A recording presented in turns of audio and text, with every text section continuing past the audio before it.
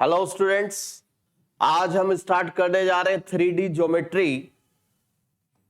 3D geometry में 3D geometry में हम क्या पढ़ने वाले हैं, सबसे पहले मैं वो आपको बता रहा हूं। इससे पहले जो वीडियो लेक्चर्स में हमने 2D को पढ़ा है डिटेल में, अब हम 3D को पढ़ेंगे। 3D में हम पढ़ने वाले हैं एक वेक्टर ज्योमेट्री और एक coordinate geometry.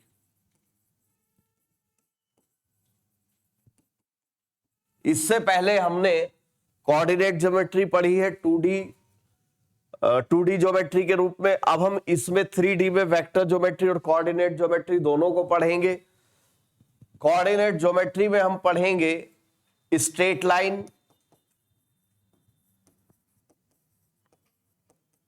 Plane and solid, और सॉलिड में हम पढ़ेंगे सिलेंडर,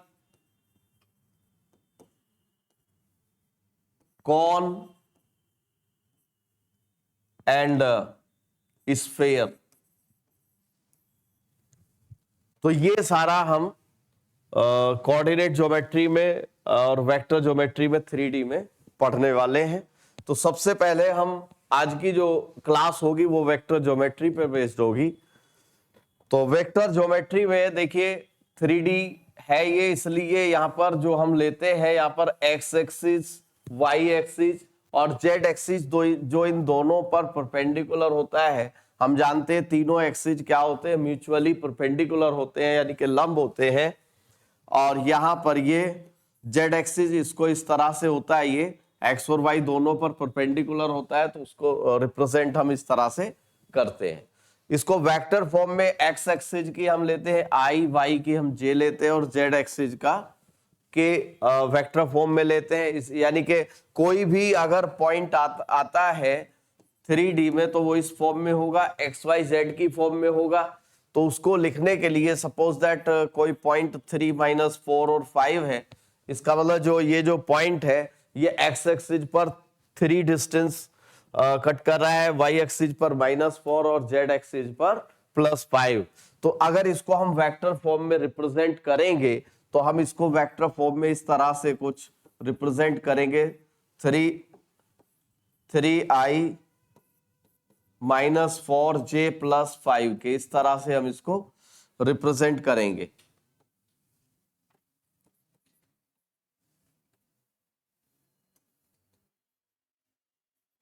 इस तरह से हम इसको रिप्रेजेंट करेंगे। अब यानी कि कोई भी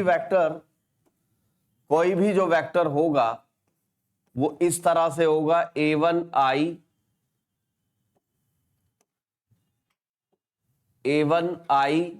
प्लस a2j प्लस a3k, इस फॉर्म में कोई भी वेक्टर होगा।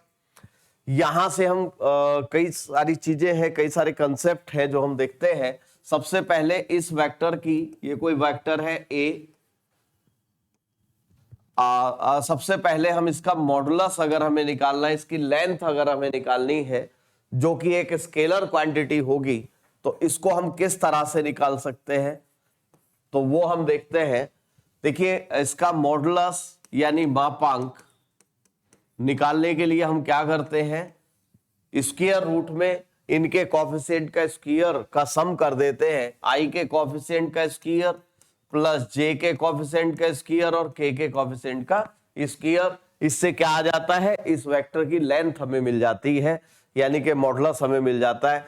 अगर इसका हमें यूनिट वेक्टर निकालना होता है, यूनिट वेक्टर जिसको बोलते हैं हम इकाई सदिश बोलते हैं हिंदी में, इकाई सदिश, तो देखिएगा इसको रिप्रेजेंट करेंगे ए कैप से, और इसका जो वैल्यू हम निकालेंगे वो कैसे निकालेंगे, vector A upon vector A का मॉडुलस। इस तरह से हम क्या निकाल सकते हैं, इसका यूनिट वेक्टर ऑफ ए हम फाइंड आउट कर सकते हैं।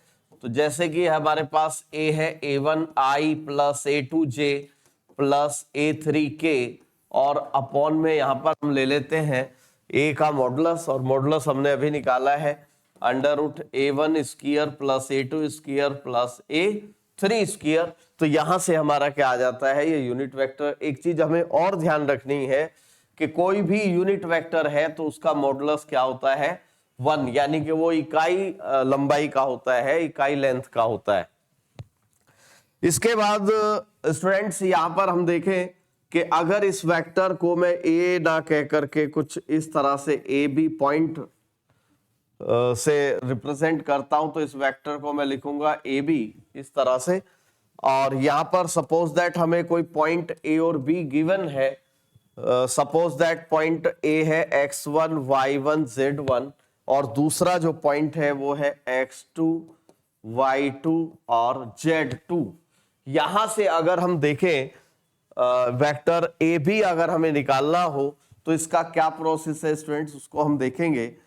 वेक्टर ए बी को, वेक्टर ए बी को किस तरह से हमें निकालना है, तो इसके लिए हम क्या करते हैं, इन दोनों पॉइंट्स का सबसे पहले हम पोजीशन वेक्टर की फॉर्म में इसको कन्वर्ट करेंगे। पोजीशन वेक्टर के लिए हमें एक ओरिजिन, जिसको मूल बिंदु बोलते हैं, एक मूल बिंदु कंसीडर करना पड़ेगा। जनरली हम ओ यूज करते हैं, बट नो रिस्ट्रिक्शन, ऐसी कोई रिस्ट्रिक्शन नहीं है, आप कोई दूसरा पॉइंट भी कंसीडर कर सकते हो। मोस्टली हम ओ यूज करते हैं। तो यहां पर ए का पोजीशन वेक्टर अगर हमें चाहिए, position vector of A, position vector of A that is O A, और position vector of B that is O B. इस तरह से इसको पोजीशन वेक्टर को रिप्रेजेंट करते हैं, यानी कि इस पॉइंट, इन पॉइंट्स को हम वेक्टर फॉर्म में कन्वर्ट कर लेंगे तो उसको क्या बोला जाएगा, पोजीशन वेक्टर बोला जाएगा। तो ओ ए यहां पर होगा x1i plus y1j plus z1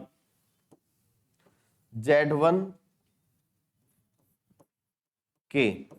और इसी तरह जब हम बी पॉइंट को पोजीशन वेक्टर में कन्वर्ट करते हैं तो x2i plus y2j plus z2 के यहां पर होगा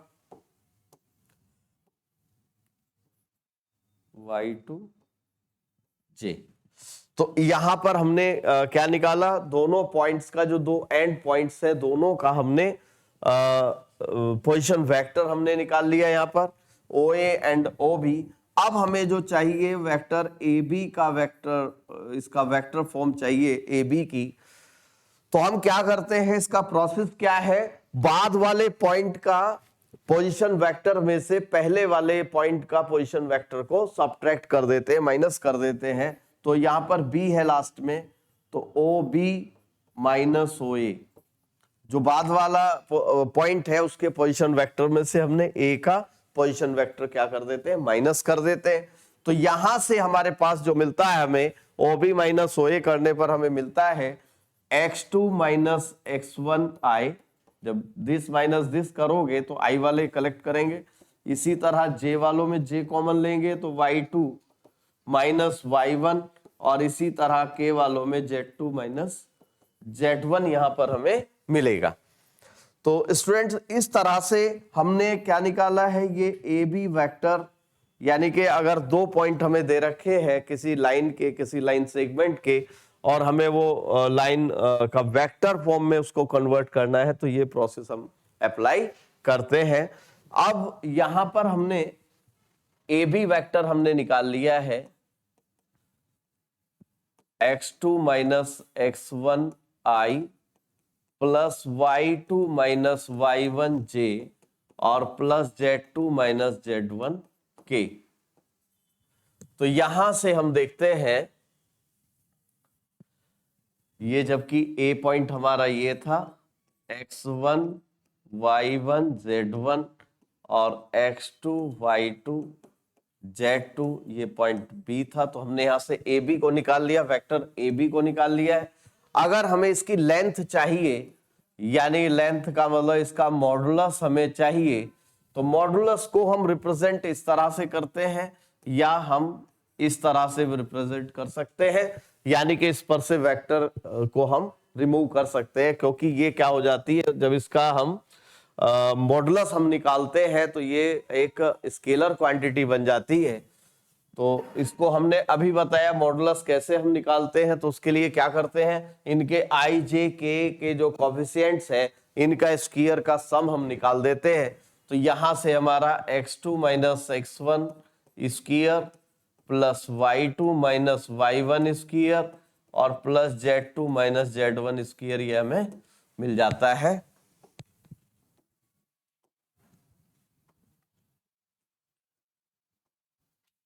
ये हमें मिल जाता है इस तरह से। तो इस तरह से हम यहां से हमारा दूसरा कंसेप्ट हमें पता चलता है जो वेक्टर फॉर्म में नहीं है, जो कार्टेशियन फॉर्म में है, कार्तीय रूप में है, कि अगर दो पॉइंट हमें पता हो, उनके कोऑर्डिनेट्स हमें पता हो और उनके बीच की अगर हमें डिस्टेंस फाइंड आउट करनी है तो ये डिस्टेंस फॉर्मूला भी है, इसको हम इस तरह से डायरेक्टली यूज कर सकते हैं। इन दोनों पॉइंट के बीच की डिस्टेंस निकालने के लिए इसका हम यूज कर सकते हैं। तो यहां से हमने ये देखा कि किस तरह से वेक्टर फॉर्म में बदलते हैं और उसके बाद उसका मॉडुलस हम निकालते हैं। स्टूडेंट्स अब हम देखते हैं, यहां पर बात करते हैं कि कोई वेक्टर है a1 is equal to a1i plus a2j plus a3k। तो इसका मॉडुलस हमने देखा, यूनिट वेक्टर हमने देखा। अब आता है अगर इसका डायरेक्शन कोसाइंस हमें निकालने हो, डायरेक्शन कोसाइंस या डायरेक्शन रेशो, तो उसकी बात हम करते हैं। तो देखिए डायरेक्शन कोसाइन क्या होते हैं और डायरेक्शन रेशो क्या होते हैं। सबसे पहले डायरेक्शन कोसाइन की बात करते हैं इस वेक्टर की। तो इसके जो है यहां पर एल एम एन तीन डायरेक्शन कोसाइन होंगे, शॉर्ट में हम इसको डीसी यानी कि डायरेक्शन कोसाइन इस तरह से रिप्रेजेंट करते हैं।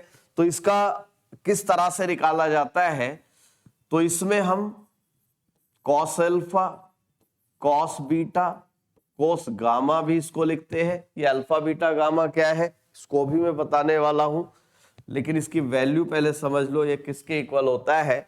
अगर वेक्टर कोई गिवन है और उसकी हमें डायरेक्शन कोसाइंस हमें निकालनी है, जिसको हम एल एम एन से रिप्रेजेंट करते हैं, तो क्या प्रोसेस होता है स्टूडेंट्स, आई का जो कोफिशिएंट है एल के लिए, आई का जो कोफिशिएंट है उसको लेते हैं और उसके अपॉन में ए का मॉडुलस लेते हैं।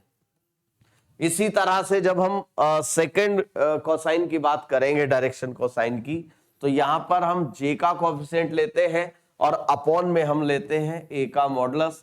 इसी तरह जब हम थर्ड कोसाइन की बात करते हैं डायरेक्शन कोसाइन की, तो उसमें हम के का कोफिशिएंट लेते हैं और अपॉन में लेते हैं ए का मॉडुलस। तो यहां से हम देखते हैं कि इस तरह से हम अगर कोई वेक्टर हमें दिया हुआ है और उसके डायरेक्शन कोसाइन हमें निकालने हैं, तो हम ये प्रोसेस हम उसमें लगा करके डायरेक्शन कोसाइन निकाल सकते हैं। अब ये बात आती है कि cos alpha, cos beta, cos gamma क्या है, ये भी इसके वैल्यू है डायरेक्शन कोसाइन के, ये भी वैल्यू है। ये वैल्यू, ये फॉर्मूला जब लगेगा जब वेक्टर हमें पता हो, और ये cos alpha, cos beta, cos gamma कब लगेगा इसको मैं बता देता हूं। देखिए अभी हमने पढ़ा ये तीन एक्सिस होते हैं, X axis, Y axis and Z axis. तो यहां पर जो भी वेक्टर है, कोई वेक्टर है ये ए, अगर ये एक्स एक्सिस से एंगल बनाता है अल्फा, ये वाई एक्सिस से एंगल बना रहा है बीटा, और ये जेड एक्सिस से एंगल बना रहा है, जेड एक्सिस ये है स्टूडेंट्स, और इसके साथ ये वाला जो एंगल है, यानी कि ये वाला जो एंगल है ये क्या है, गामा। तो यहां पर जो डायरेक्शन कोसाइन है, अगर ये एंगल दे रखे हैं विद एक्सिस, अगर किसी वेक्टर के एंगल विद एक्सिस इंक्लाइनेशन यानी कि झुकाव किससे, अक्षों से हमें दिया हुआ है, तो वहां पर हम ये फॉर्मूले अप्लाई करते हैं। एक्स एक्सिस के साथ जितना एंगल बनेगा उसका कोस लेंगे तो पहली डायरेक्शन कोसाइन आ जाएगी। फिर इसी तरह वाई एक्सिस के साथ जो बनेगा वो कॉस बीटा हो जाएगा, और जेड एक्सिस के साथ अगर गामा एंगल बना रही है ये वेक्टर, तो इसका जो डायरेक्शन कोसाइन होगा वो क्या होगा, कोस गामा हो जाएगा। अब इनमें एक रिलेशन होता है, students L square plus M square plus N square का जो वैल्यू होता है वो 1 के इक्वल होता है। इसको हम ये भी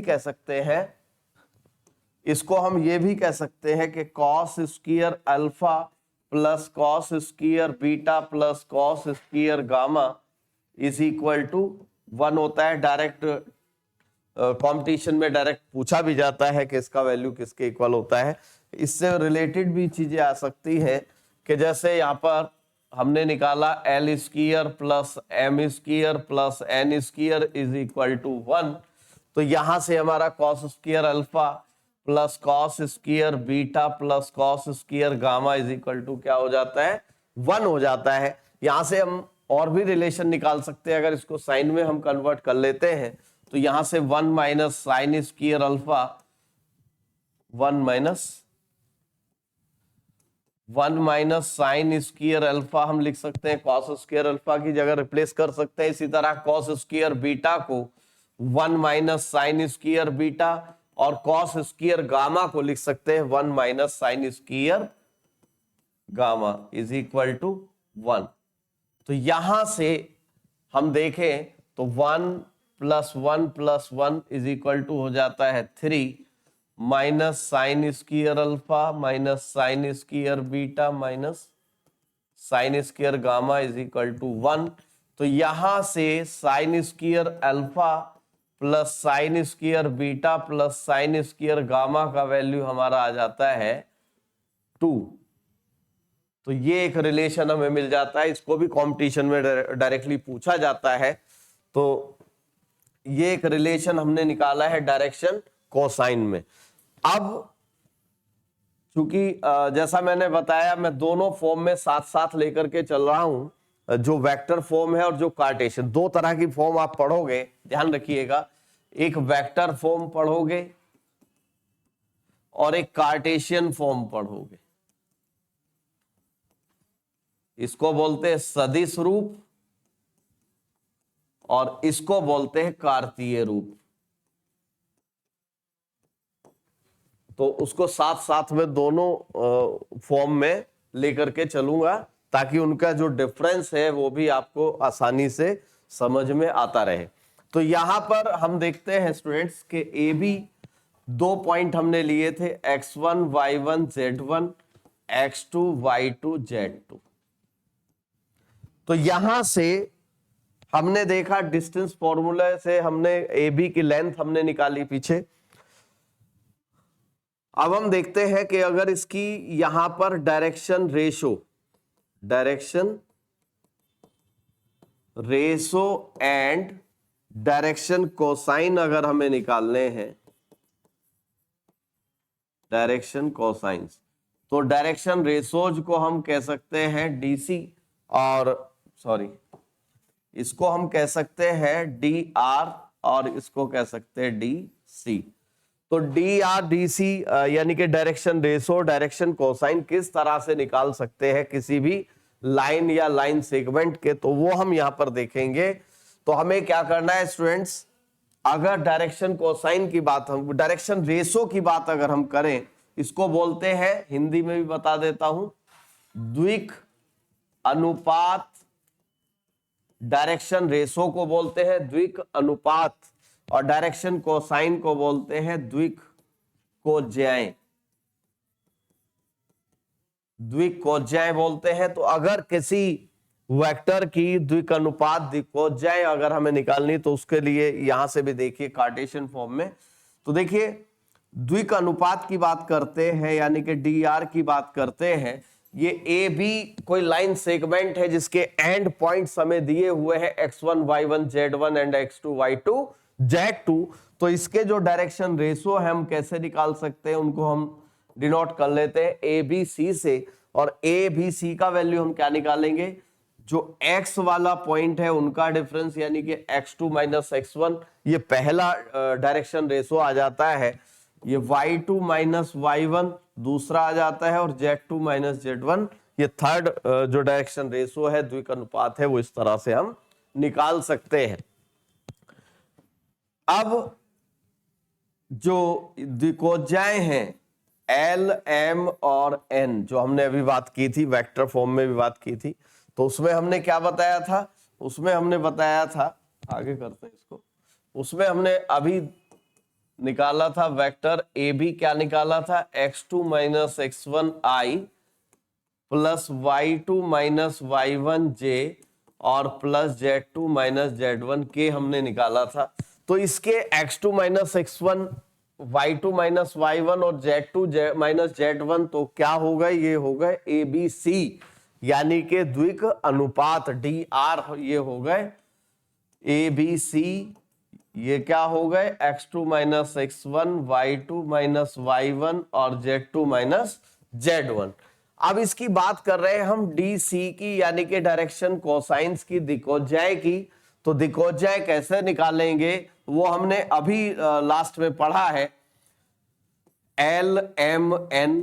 वो हमने क्या पढ़ा है कि अगर इस वेक्टर की दिक्कोजाए हमें निकालनी है तो हम क्या करते हैं? I का कोफिशिएंट लिखते हैं और अपॉन में क्या लिखते हैं? इसकी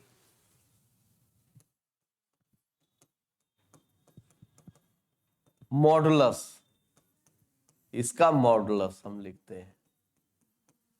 इसी तरह अगर m होगा तो हम लिखते हैं y2 माइनस y1 अपॉन ये x2 माइनस x1, इसका मॉडुलस। मॉडुलस हमें पता है कैसे निकालते हैं। मॉडुलस के लिए हम क्या करते हैं? i j k के कोफिशिएंट के स्क्वायर करके जोड़ देते हैं। इसी तरह अगर हम n की बात करते हैं तो यहां पर n का वैल्यू भी हमारा z2 minus z1 upon x2 minus x1 square plus y2 minus y1 square plus z2 minus z1 square हमें मिल जाता है। तो ये चीजें हमने देखी। अच्छा, अब ए बी सी और एल एम एन का एक रिलेशन यहां से भी आप देखोगे। ए बी सी का जो रिलेशन है, ए बी सी चूंकि एक रेशो है और ये किसके इक्वल होता है? ये जो दिक्कोजाएं हैं, जो ये दिक्कोजाएं हैं, इनका जो रेशो होता है वो क्या होता है? द्विक अनुपात होते हैं, यानी कि डीसी का जो रेशो होगा वो क्या होगा? डीआर होता है। ये एक रिलेशन इनमें होता है, ये एक रिलेशन होता है ए बी सी का, ए बी सी का। तो यहां से अगर हमें आगे चलते हैं, if A B C that is direction ratio are given, then हमें क्या चाहिए? LMN हमें निकालना है। तो किस तरह से निकालेंगे? सेकंड कंसेप्ट क्या है कि अगर ABC that is ABC नहीं, LMN are given, तो ए बी सी कैसे निकालते हैं? इसका मतलब क्या हुआ कि अगर आपको डायरेक्शन रेशो गिवन है तो डायरेक्शन रेशो से डायरेक्शन कोसाइंस कैसे निकालेंगे, और डायरेक्शन कोसाइन हमें गिवन है तो डायरेक्शन रेशो कैसे निकालेंगे? तो उसके लिए कंसेप्ट है। तो डायरेक्शन रेशो हमें दिए हुए हैं तो डायरेक्शन कोसाइन हम कैसे निकालेंगे? A upon under root A square plus B square plus C square, यानी कि यहां पर इसी तरह m क्या हो जाएगा?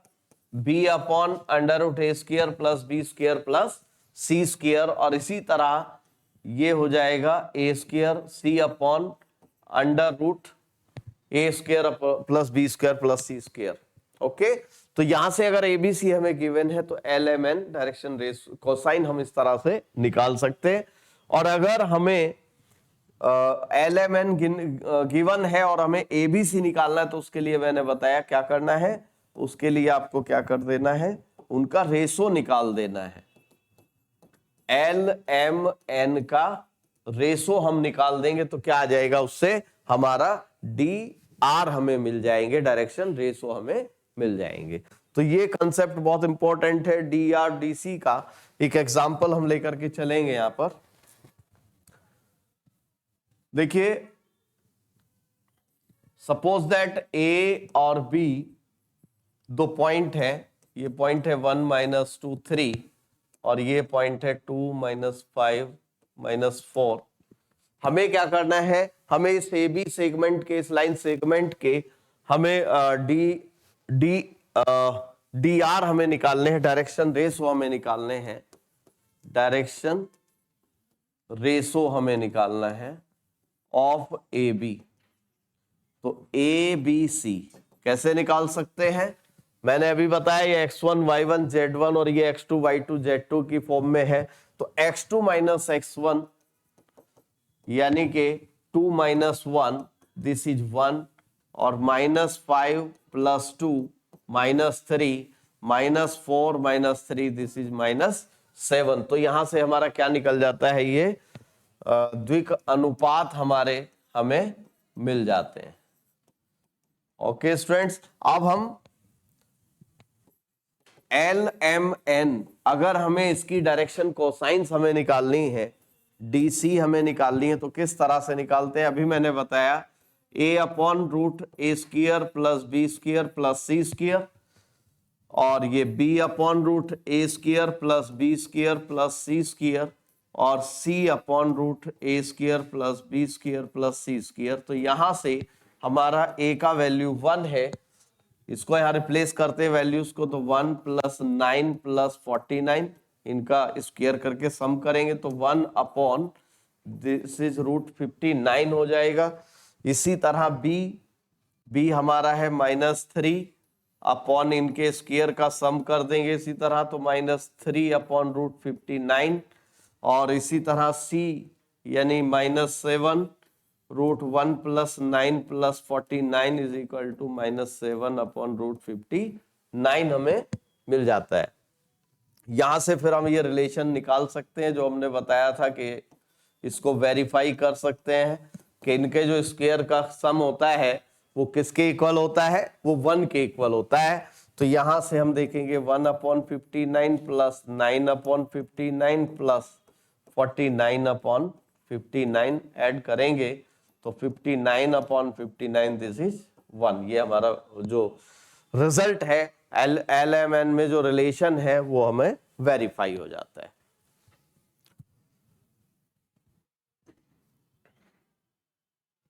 तो ये स्टूडेंट्स हमने इसमें पढ़ा, ये कंसेप्ट वेक्टर की स्टार्टिंग से लेकर के हम डी आर डी सी ये सारी चीजें हमने पढ़ी हैं। ये अब हम आगे चलते हैं।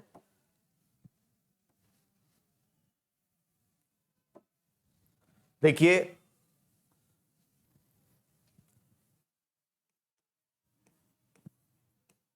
टू लाइन सेगमेंट्स हैं या टू वेक्टर्स हम कह सकते हैं, और टू वेक्टर्स